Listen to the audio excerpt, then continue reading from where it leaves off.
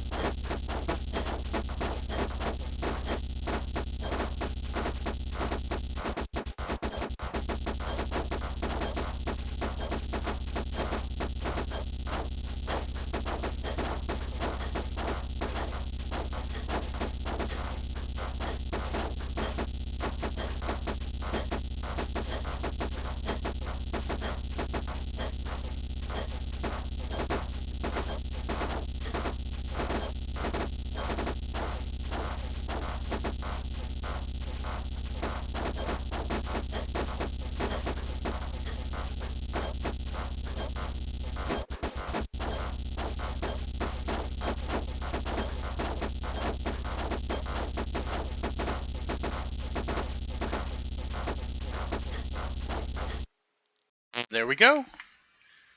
146. So that pattern kind of sucks. I'll tell you that right now. Again, I'd have to look at all the other stages, but like, for example, people say, oh, you just need to buff Christian. Christian does great. Let me actually go back to the DPS meters. Christian does great on AoE ones. And the only one that was AoE, granted, again, we skipped 10 of them, was number 3. Of course, having Christian more buff on that one, he would just destroy things even harder. But here is a relatively single target one. Of course, the archers kicked ass, they always do. But let's ignore the archers. He's 13% versus Marion's 10% versus Harold's 9%. And the funny thing is, I got into a discussion earlier today in the Discord, like, Evan doesn't do damage, and I'm like, really? You sure about that? Because he's always, like, neck and neck. On a single target stage. I want to emphasize this is on a single target stage. It's actually a really good stage for Marion because I think she was attacking mostly on the right side of the screen. But even Gabriel, that's why I level Gabriel, you know? Because on single target stages, it doesn't matter how good your AoE is. It doesn't make sense to pile all into Christian when getting Gabriel up to 6,000 probably would only get me 1,000 levels on Christian. So it kind of becomes problematic, and maybe it is or isn't worth it to get Tristan and Luke up to 6,000. I don't know. We're going to do it anyways. Interestingly, the Warriors actually did a decent amount of AoE. Now, they didn't do a ton of damage. Don't think this is damage, but this is Randolph being neck and neck with Thor, and Ryan almost being neck and neck with that, which is pretty impressive. Now, still, Sophia smoked all of them, but it really shows that Randolph can have a really big AoE. The reason this is important is because, like I did suggest to the devs, hey, if they get the buffs of Luke and Tristan, these guys might actually be competitive. So again, this probably was a bad positioning for Diego and Leonidas, but I kind of want to see how do the Warriors stack up a little bit too. If they get buffed, this could actually be significant. Based on some things I've heard in the Discord, I'm even more in favor of them. Well, I mean, it's my idea, right? I wouldn't take the time to write an email to suggest an idea if I didn't like the idea, so I'll hedge it with that. But, you know, the reason I want Warriors to do damage, part of the reason, is it removes a strategy where you just don't use Warriors. To me, that's silly. Like the game shouldn't be based around, yeah, the Warriors suck so much ass, you're better off not even using them. It needs to be like, okay, let's look at this. If we can just give them the Luke and Tristan buffs and that makes them competitive, then now you're at a disadvantage by leaving 5 slots on your roster blank. That's kind of my mindset too. I didn't really say that to the devs, but again, part of my problem with all of this is we're using degenerate strategies to get through. And what I mean by degenerate strategies is, this is what we're doing. Intentionally losing on stages to speed things up, sometimes more than once. Sweeping through most of King's Ruins because it takes too long. People not using Warriors because Warriors don't contribute anything to the team. Those are strategies in the game that I would say are strategies that the game should look at. Why are players doing this? How can we stop players doing this? And try and look at the game in a different lens. Okay? That's kind of what I'm really seeing with these kind of degenerate strategies that people are doing. Do these degenerate strategies have merit? Of course, they work. But do I think they're good strategies for the game? Do I think that a strategy for the game should be, let's intentionally die in King's Ruins, a mode of the game where you're supposed to try to survive so that you get something easier. Not because it's not because the wave is too difficult. Okay, it's not like we're struggling. It's let's die so we can come back and make the wave faster. That to me is a straight up degenerate strategy. And again, that is the game being hostile towards the players. But okay, that's a little too much of my soapbox for Kings Romans. But again, I'm going to do my assessment again. 9130 versus 13300. We're better off at 9130. I mean, of course, I'm going to continue to try to gear up my heroes, see if we can change things, level them, etc.